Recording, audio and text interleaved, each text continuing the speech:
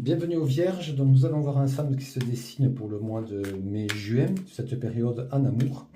Donc je vais faire tous les signes, j'ai déjà commencé, donc là on va voir pour les Vierges, qu'est-ce qui se passe. Alors on va dire qu'en amour, en amour ça peut être pour ceux qui vivent déjà un amour, mais on va regarder plutôt pour ceux qui vont vivre un amour.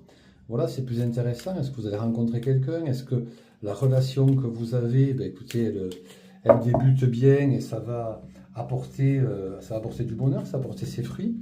Donc nous allons tirer 5 cartes comme d'habitude.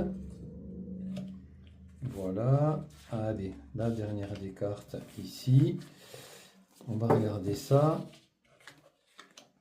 Alors, écoutez, la tendance du moment, en fait, pour certains d'entre vous, bon, toujours pareil, ça ne parle pas à tout le monde, hein, mais la première tendance, c'est un renouveau. Voilà. Je pense que certains d'entre vous sont en train de vivre un renouveau.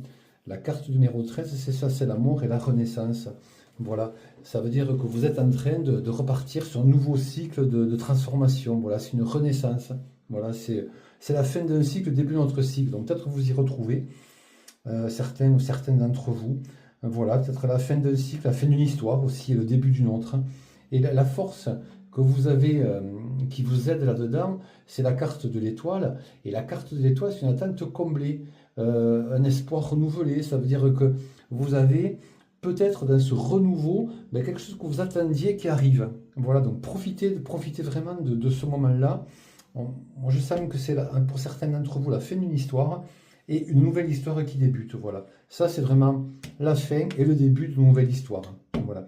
Et dans le chemin qui va vous accompagner, vous avez la carte de la grande prêtresse.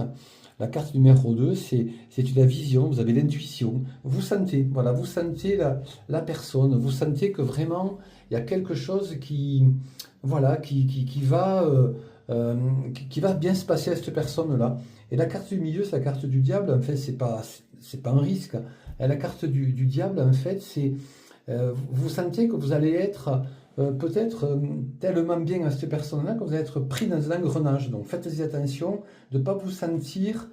Cette carte-là peut donner l'impression qu'on est un peu pris au piège. Voilà. Hein, voilà. Peut-être que vous avez rencontré une personne qui vous correspond. D'accord ? Mais vous avez peut-être encore des histoires du passé qui font que vous vous dites est-ce que je ne vais pas tomber dans ce piège-là. Donc attention. D'accord ? Et la carte du jugement, c'est vraiment la connaissance de soi, c'est la révélation. Vous savez en fait ce que vous voulez, d'accord?